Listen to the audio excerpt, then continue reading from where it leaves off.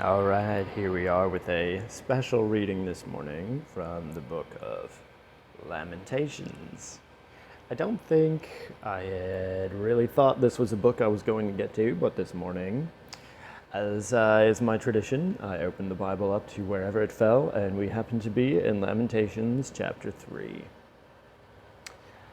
I'll be curious to go through this because the book of Lamentations is written by the prophet Jeremiah. And as we see here, describes the result of Babylon's destruction of Jerusalem in 587 BC. So this is going to be poetic and also prophetic, and I'm guessing deeply emotional, because this is written by somebody who was there. And if we want to understand something about how people felt back in the day, which we go back here again to the historical information about this book, 587 years before Christ. That's 2,500 years ago. You have the strongest, most powerful military in the world has just taken over what you believe to be the city of God and destroyed the temple, which was the place of God's presence on earth. As a Jewish person, Lamentations is a pretty good title for what you're feeling right now. So we get to Lamentations chapter 3, and you see the heading that's been added to this Bible is Great is Your Faithfulness. Chapter 2, the Lord is destroyed without pity. And chapter 1, how lonely sits the city. And it's helpful having a study Bible because they give these little outlines here. You can kind of look at the overall development. It looks like chapter 3, they called I Am the Man Who Has Seen Affliction. And we remember in these days it was primarily men who were writing. We can talk a lot more about that when we get back into some of the laws of Moses, and then even when we look at some of the New Testament traditions. But the entire culture of the Bible, from start to finish, is pretty much one of patriarchy, and not a healthy kind, but a kind where the men owned the women. And so when we have someone saying, I am the man who has seen affliction, he's expecting other men to be reading this. It would be a surprise if a woman could. Perhaps, princess, you have a few women who stand out in the Bible, but there's not a lot. And so largely the writing is from men to men. And this is the experience of a man expecting other men from his nation to resonate. I am the man who has seen affliction under the rod of his wrath. This is going to be a fun one. All right. Affliction. Affliction. Kind of like think of a beating with small sticks. Afflict. To afflict is not necessarily to kill, but it is to pain, to annoy. And then you get under the rod of his wrath. I'm really curious as to what they mean by this here in verse 1. Let's see if we have anything down here. There's not really any explanations. Let's continue. If it's poetic, we should be able to understand from the context. So we have his wrath. His is not capitalized here. I'd be curious what it's like in the Hebrew, if this is referring to God or if it's referring to some person. So we come over here to this side and we have, again, the pronoun is not capitalized. So this could be God. He has driven and brought me into darkness without any light. Damn. And quite literally, very expressive. This guy sounds pretty hopeless. Surely against me he turns his hand again and again the whole day long. Now, one of the things of symbolism that we look at here is that when we look at describing God and you're personifying God as though he had a body, when you're referring to a finger versus a hand versus an arm, these all have different significances. And so like finger tends to do with like just a small touch, whereas hand is beginning to be something of strength. Now, if he was saying that God had used his strong arm to deliver him from his enemies, there you would have even more power. So we have hand, and still again, God's functionality is turned against this man. And interesting enough, he says that it is him who is suffering. He's not just talking about the city, he's talking about himself. So that's interesting. He has made my flesh and my skin waste away. So now we understand the affliction.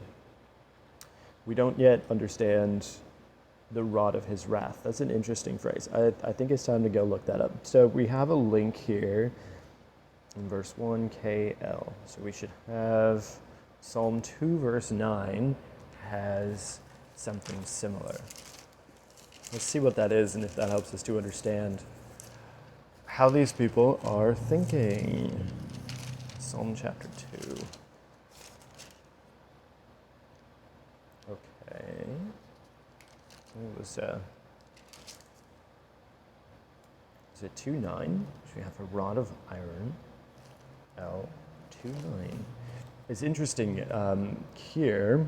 You shall break them with a rod of iron and dash them in pieces like a potter's vessel.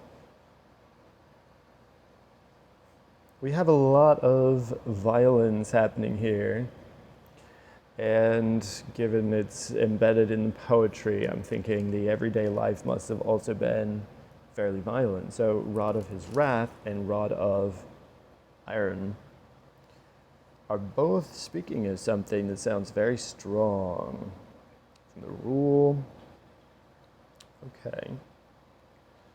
Now there's no real explanation. Let's just keep that. There's a good question for now. So this here, besieged, flesh and skin waste away. This is coming after the siege of Jerusalem, and you know, if we know anything about sieges, is that this stuff happens. And now instead of blaming Nebuchadnezzar, the king of Babylon, or the captain of the opposing army, he's saying, God has done this to me. He has besieged and enveloped me with bitterness and tribulation. He has made me dwell in darkness like the dead of long ago. To dwell in darkness like the dead. To dwell is to do something actively. When God talks about dwelling, it's this idea of filling the tabernacle, of being somewhere. The Hebrew writer of the Old Testament in this place, you know, he could be being euphemistic, or he could be telling us something that the dead dwell in darkness. It doesn't sound like very much fun. I'd rather take a more nihilistic approach, and like the dead are no more. However, that's not what he's saying here. Verse 7, he has walled me about so that I cannot escape. This imagery of the siege is just incredible, and how this guy who has likely been in Jerusalem while it's sieged and captured, he's taking this imagery and applying it to his relationship with God. He has walled me about so that I cannot escape. He has made my chains heavy. Though I call and cry for help, he shuts out my prayer. I never think of that as being a possibility. It's very interesting how coming 2,500 years later, and again 2,000 years after the Christ, or after Jesus, who Christians believe is the Messiah who's promised throughout the entire Old Testament, I look at this completely differently. There is something in the book of James that says there are ways for prayers to be more effective. And I do wonder, like, if this author is referring to prayer as in asking God for something, or prayer as in using words to shape the experience of life in the world. Again, usually leave these studies with more questions than answers. He has blocked my way with blocks of stones. He has made my paths crooked. He is a bear lying in wait for me, a lion in hiding. He turned aside my steps and tore me to pieces. He has made me desolate. Well, is that how you think about God?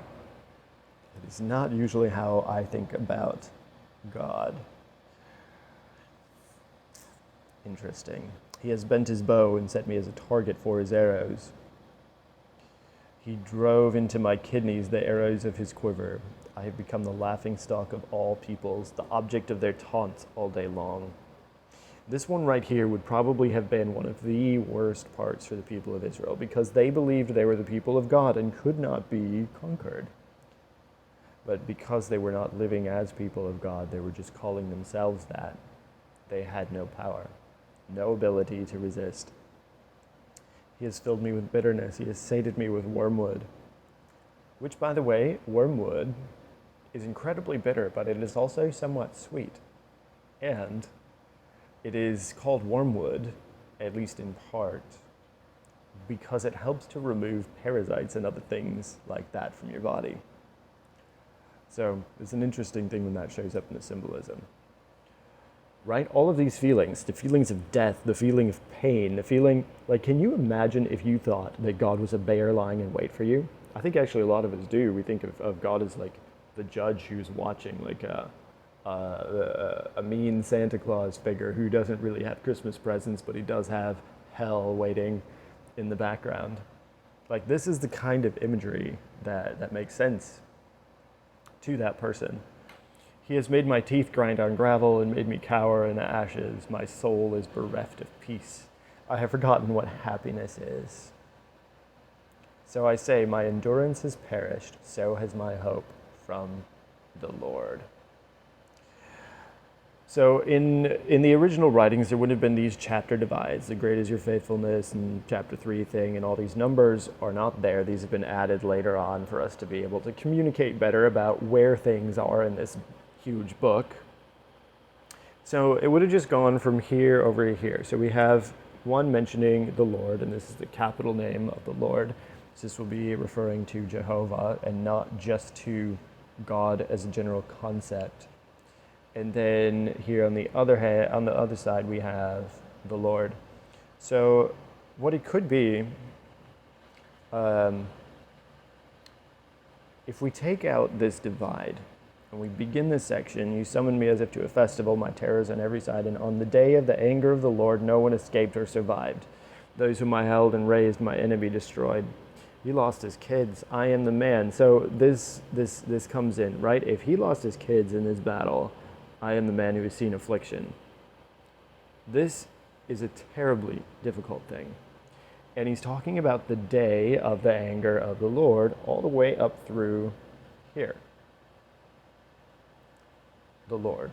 Hope from the Lord, anger of the Lord. Everything in here is describing the anger of the Lord, because again, we have this rod of his wrath. So when you get poetry, you can start to unravel it over time. The more you sit with a section of poetry, the more it begins to make sense.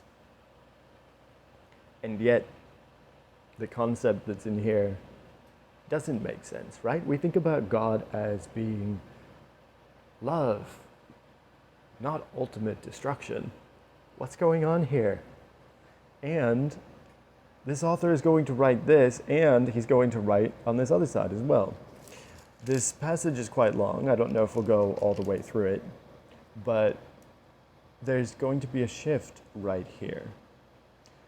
Remember my affliction and my wanderings, the wormwood and the gall. My soul continually remembers it and is bowed down within me. Let's understand just how tragic of a scenario this is for the writer. Tribulation, darkness, being ambushed by wild animals to be eaten, basically destroyed. His kids are killed. Like, it doesn't really get worse than this. And he comes to the lowest point right here. My soul continually remembers and is bowed down within me. But this right here could be considered the shifting point. All of this up to this point looks pretty terrible. But this I call to mind, and therefore I have hope.